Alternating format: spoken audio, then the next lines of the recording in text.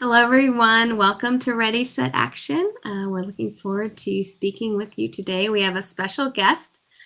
Today's topic will be about design, branding, things like that. And we have a guest, Aubrey, which will introduce herself in just a moment. So, looking forward to I guess, giving some wisdom and hearing some questions for future development. So, welcome, Aubrey. Why don't you introduce yourself and tell us real quick about you? And then we're going to pummel you with questions. Sounds great. Well, first off, thank you so much for having me. This is amazing. But my name is Aubrey Matson. I'm a graphic designer based out of San Antonio. I work for a small design firm called Nat Marie Design. We're kind of a boutique branding.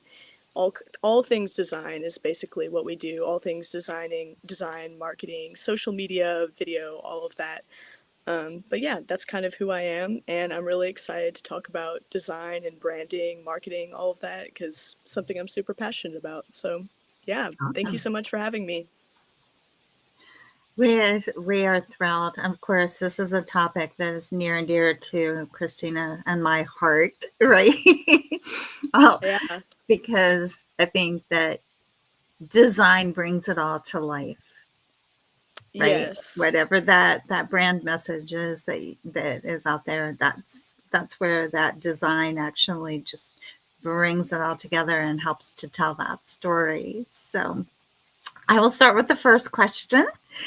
And that is how can small business owners use design and branding to stand out in a crowded space? Yeah, for sure. And it's such a, big question considering how many brands you see on a daily basis, right? Like whether you're driving down the highway, you see, I don't know, dozens and dozens of signs just advertising different things. So our eyes are saturated from the moment we wake up until, the time that we go to sleep. But I thought that my boss, Natalie, really put this into good terms is that design is kind of like your first impression when you walk into a room, right? Like if you're walking into an interview, if you're wearing kind of like, a ripped t-shirt, maybe some ripped skinny jeans, that's not going to compare as well maybe to somebody who's wearing a crisp tailored suit or something, looks really prepared for the meeting that you're about to have. So I think that design is kind of that first impression communication to your consumer, right? It builds trust. And I think that, design is about recognition, right? But it also is about that trust that you have with your consumer. So I think that putting that effort into that first impression, right, with your branding really takes you that step ahead because your first impression is already that great. So that's what I would say to that. Yeah, that's excellent. I would definitely agree with all of that. It's how you enter the room. It's how you I enter the love that. room, right? Metaphorically, or Yeah, yes, see the sign or see the flyer. yeah. Great. Cool. I'm curious a little bit about, the mistakes because I've been doing my business for quite some time and I've worked with some businesses at various stages. And it's still surprising how much change happens year 5, year 10, down the road. But I'm just curious, like common design mistakes that you might see small businesses make, and any thoughts on how to avoid those? Because our audience is a lot of smaller businesses, smaller growing businesses. Any thoughts that what can they learn from like these early mistakes that people make? Sure thing. Yeah, and first and foremost, like when you're a small business, right? You may not always have the budget to outsource to a designer. So DIYing it is what I'll call it today, but I'll probably Mhm. bring this up a few times. It's definitely possible to DIY it, but I think the most common mistake that I see is if you're going to develop your own brand, if you're going to design your own brand, right, with your own tools at your disposal, you have to make sure that you go the full way, right? That you continue to advocate your brand on social media, on platforms, whatever, that you develop all of, your branding materials. At Nat Marie Design, we always explain to the client, we don't just create a logo for you, we develop the full logo family, we determine all of your fonts, all of your colors, all of Mhm. these branding materials that create that impression and that recognition to the viewer. So my advice is, instead of, maybe creating a one-off logo and then just slapping that on everything, go the full way to create that good first impression and that, full brand picture that, we know to be um, you know, logos and brand families and all of that. Like when you think of Coca-Cola, right? You can think of a whole bunch of different advertisements that they've done, right? You don't just see one logo. So I advise that if you're gonna DIY it, right, to go the full way and create all of those materials needed to uh, give you success. Yeah, that's a good thought.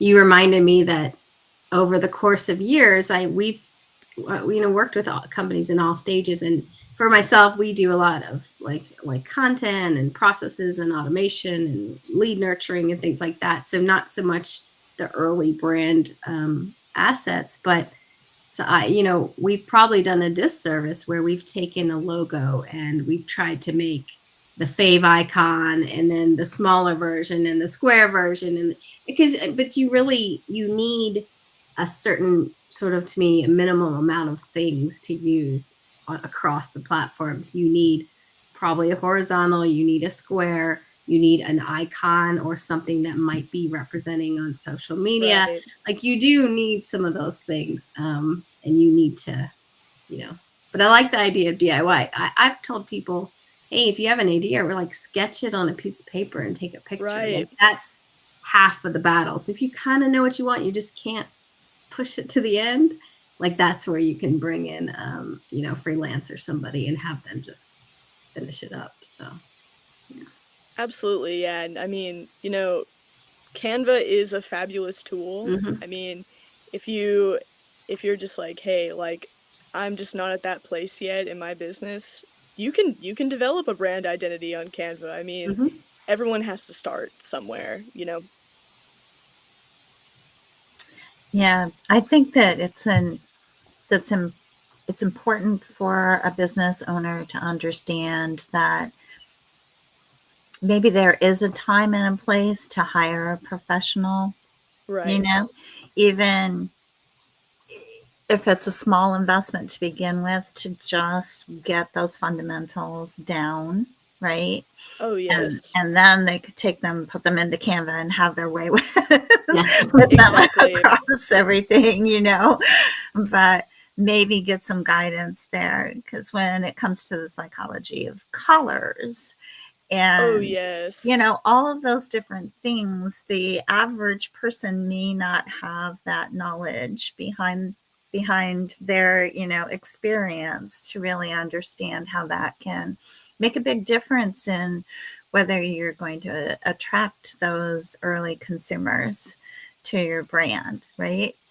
Oh, exactly. Yes. No, I'll definitely get into um I think there's a later question that we're going to talk about how can designers collaborate with small businesses, and I have so much to say about that Oh, too. good, So, good. Well, before yes. we get there, did have a question, because obviously everywhere you look these days, it's all about video, right? Whether it's Yes. TikTok or Instagram, and LinkedIn's gotten into the boat saying, well, we will reward you with our algorithm if you post video. So it's Hmm. like it's hard to escape it when you're trying to market your services. So how have you seen video used to effectively engage with the target audience? Yeah, absolutely. And you kind of just touched on this yourself, but I was going to mention that whenever I have done some A/B testing, right? So I've made a static version of with my body copy and a static version, a photo version of what I want to post. And then if I just transform that into a reel, right, with some animation and some motion behind it, the engagement statistically always does so much better when you have a reel form in that short form content. I don't know what that is. Maybe it's just visually eye catching, and for some reason, that short form video content always does seem to do really well. So, my take is, it's very easy to take an idea that would be for a static graphic, and you can transform that very easily into something that is motion, something that is moving.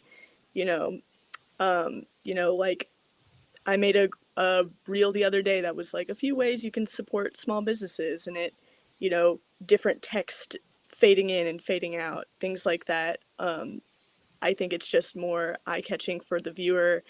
And, if possible, I always advise people, to expand to long form content as well, go onto YouTube and whatnot. And, things like this as well. This is another way to engage with, those viewers and whatnot. So, I think that, video is kind of this tough thing because you have to do it in a different way than you do static design. But it's definitely something that you can take a static design and then you can get more engagement with it if you add some motion to it.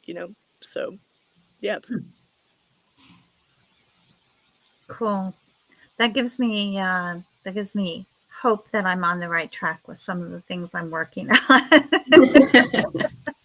Yeah, for some reason it just always seems to do so much better video content does. I think because people can they get that sense of who you are, maybe. Yeah, it's more And it's more in time. yeah, yeah. So, curious, just continuing a little bit on, the things that a business might need. Any tips for like visually appealing and effective marketing materials on a budget? Like if you're, maybe you're choosing the things that you need. Do you need a sales sheet? Do you need whatever it is? Like any tips for um, how do you make that pop or how do you make it work for you when you're on a budget, a startup budget? Absolutely, yes. And I'll kind of touch on this more later on as well. But, design it's not, if you're investing in it, right? If you're outsourcing, someone like me to do it, it's not an all or nothing type of thing, right? Like, let's say, there could be a bigger project where I'm completely rebranding everything for you. Or maybe you just need a flyer. Maybe you just need this. Maybe you just need that. So, like I always talk about at Nat Marie Design, we have different like levels depending on what budget you have and what you're looking to do and whatnot. So I think a lot of people are intimidated by the idea of like, oh, if I hire a designer, like I have to either like completely rebrand or completely develop everything from A to Z, right? There's a lot of different assets that we're making for you, right? So, um, there's different budgets that work for different people, obviously. Um, but, kind of what you were touching on, Deb, earlier is that, find out what does work with your budget with a designer. Like, okay, let's chat, what can we work out to get those fundamental materials, right? And assets and colors and fonts, those things that you can then take and then use yourself. So I think that that's always a great option is just to chat with the designer and see like, okay, I can kind of see what you're looking to do, and then let's find a way that we can get you what you need, right? And then maybe we can talk about building other assets later, right? Like, once again, design is not an all or nothing, right now or the highway type of thing, right? Like, Mhm. some things do have to happen in stages. So that's what I would say. And also, once again, using your tools. Say you get all those lovely assets, take them into Canva. There's a lot of lovely templates that are made for you. Those are very, very helpful for people starting out. So that's what I would say. Do you ever find people don't know where to start, like what to do first? Yes. I think that, maybe people are like, oh, I have, maybe they're overwhelmed by the amount of ideas that they have, Mm. right? And so that's another plus of working with a designer is you have someone who's trained to be like, okay, here are all of these ideas. Let me be the colander that you kind of put them through and see kind of what, falls and what will stick. So I Hmm. think that's another good reason to consult with a professional designer as well, is that you have somebody who's trained to, like, if you're like, I have so many thoughts, which is great. That's great. We have starting material. Um, but to have somebody that can kind of filter through those and be like, well, this is probably a good direction. Maybe not this. Hmm. So, um, kind of continuing along those lines, what are some of the ways that you have seen that have been most beneficial for small business owners to collaborate with a firm such as yours to really help them with the branding and the marketing aspects? Sure. So, kind of what I mentioned before, we kind of have a few different, so to speak, kind of packages. So if you're looking for the full brand, or if you're just looking for like a one-off, like I just really need these marketing materials. Or say that you already have a logo and you're like, man, I really love what I have. Like, can we expand upon this? There's a lot of different, directions that you can go. In fact, like, we had a client just last week that already had her brand, right? She already had her logo and her colors and whatnot, but she was looking, for a web rebrand. And so we're doing that for her. So even if you have an established brand, there's always more that you can go to make that full cohesive brand picture, right? So if we're talking about that at first impression, if possible, you would like to make sure that there's no cracks in that, right? So whether it's across social media, or whether it's in print, or whether it's your website, all of those things, to make sure that all of that is really cohesive and really is within your brand. Everything is communicating what you want it to communicate. So I would say that, with small businesses, whether your budget is small, whether your budget is bigger, like, there's always something that can be done, and it doesn't all have to be done at once. Um, and I think that that's really encouraging to some people, because once again, it can be really, really overwhelming. So you could actually go then beyond, the packages that you were describing into Sure. something that is maybe not only custom, but has phases involved in the Yes, process. absolutely. Yes. Yeah, like, let's say, like, you want, like, okay, right now I really want, my website to be updated, and then, that's phase one. Or like, and then you're like, but man, like, really in the future I would really like to have, a really curated social media and custom to my brand, like phase two. And that way, that's the cool thing about design, is like, it's very personalized and tailored always. That's the beauty of it. So, we're we're trying to make what is best for you and for your brand.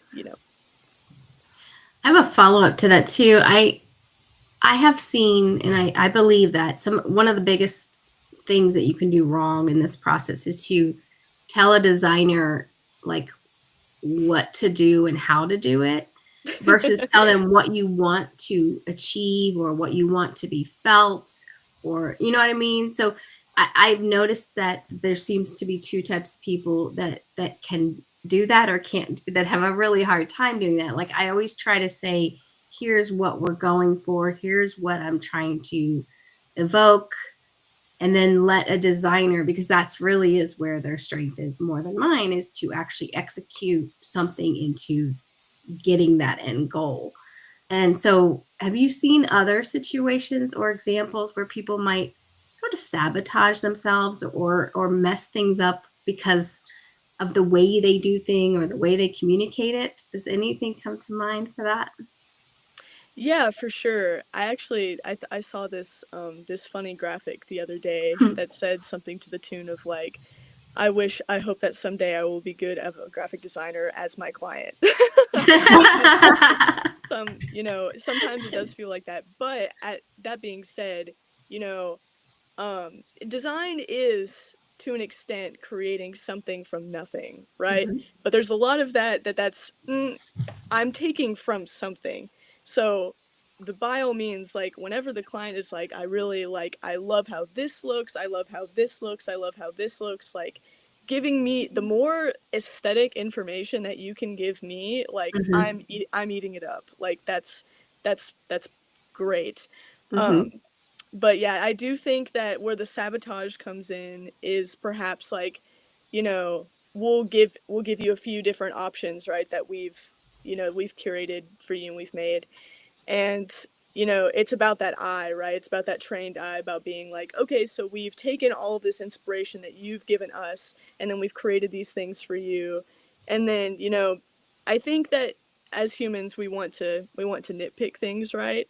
And I think that there's a certain point at which you have to kind of trust that, okay, this is a designer, like I'm gonna let them do their job and I'm gonna let them design. Um, so I think that those, sabotages may become, maybe after you've received the logo and then you end up, distorting it or doing things to it that, just like are not are not in the wheelhouse of what, right, it was right. designed for. In fact, when we create a brand guide at Nat Marie Design for each client, we have a little sheet of kind of like how to not use your logo. Like, Nice. don't do this to the logo. Don't do this to your logo. Don't rearrange it. Don't do these things because Mhm, um, at some point it's kind of like this is what you brought us on. This is what you brought us on to do, and we want it to succeed in the best way that mhm. it can. So, um, yeah, that's kind of my answer to that. Thank you. Um, so I'm a little curious, and you probably are very close to this, much closer than me, but any design trends that you've seen for small businesses that would be helpful, for us to be aware of? Like anything that you've seen sort of that's, I guess, a trend or even a working trend? Yeah, as a design nerd, I love this question so much. I love keeping up with everything that's going on. And it's kind of a hard question to answer because I compare it a lot to something like fashion, right? Or something like interior design. Trends, especially now, happen so quickly at the speed of light that you often can't even catch, where we are or how long something has been in style for, right? So when someone is designing something new, since it's kind of hard to predict the future and kind of what will stay in style, right? Because for me, it's about what is timeless. I want to make something for you that's going to feel timeless, right? We can't come back and rebrand every 5 to 10 years, right? We don't have the budget for that. And also, we want that brand recognition, that image to stick with somebody. Yeah. So I always tell people, okay, let's think about what has been in style for the past 10 years. What has achieved that level of timelessness? What have you continued to see that has stuck with you and what has been around and stuck through the test of time, to so to speak. I always compare it kind of like to, maybe vintage clothing, right? It's been through those trend cycles and it still stood the test of time and people keep coming back to it. So Mhm. instead of maybe, okay, what will be trendy, I always think what has been trendy and Yeah. what will continue to stay and what will be timeless. Follow the classics, right? And Yes. build on them. And build on them, right? So, brand identity, when it comes to working with an agency such as yours that, incorporates the design and um, how how does a small business work with you to really set up a strong brand identity across all of the various channels that we need to use these days? Absolutely. So, kind of what I was saying before is that, a brand is not just a logo, right? So, we start out with a logo, and then perhaps we then go into color, and then we go into fonts, and those are the foundation, right? And so now you have kind of, I consider a brand, once you have it, to be a tool. So now I have this tool, and now I'm able to apply it to all of these different things that I have. So having a strong brand is obviously, so critical. If you don't have a brand, then you can't do the second thing that you're talking about, right? Which is maintaining a strong identity across everything. Because if you don't know who you are, then they're not going to know who you are either. Mhm. So I think that that's the foundation, is having that strong logo family, having those colors, having all of these different assets that you use as a brand, and okay, here are all these things that are core to me, and then you're able to take that and translate that across all those platforms to make sure that there are none of those cracks that I was referring Yeah. to, right? Like, Yeah. let's say that you have a YouTube, but your YouTube is dated, and it's in maybe in a past logo and branding. We don't That's a crack, so to speak, and that will maybe detract some of that trust that you had built with your clientele prior. So I think that that is step one, is developing that strong identity, that you know exactly what it is as soon as you look at it, right? Like, I know, like, any big brand that you can think of, like Sprite, Coca-Cola, it's like I know exactly what that is when I look at it. So developing that identity first, and then making sure that there are no cracks when you develop all of your different platforms, right? And I really, I touched a little bit on video earlier. I really recommend it, honestly, to, anyone who's like, oh, well, I don't, I'm not a video editor, and or something like that. I always recommend, motion is always helpful. What does my website look like? Um, and it's also very, it's one of the easier things to do, is to update your website in the most, Mhm. recent identity that you have. So I would say that those are a few different ways. Keep consistent and keep cohesive is what I would say. That's excellent. Cool. Well, this 30 minutes flew, so there's some really Gosh. good stuff here. Wow. So Aubrey, anything you want to close with before we sort of wrap it up? We have some very excellent actionable items though today. Yeah, of course. No, thank y'all so much once again for having me. This was so fun. Once again, as a design nerd, I love I love talking about this stuff. But yeah, um, Awesome. Well, and thank invest you in for design, joining us. and Yeah, we really appreciate it. Thank you for joining us, and thank you everyone today for listening. It's been Ready, Set, Action.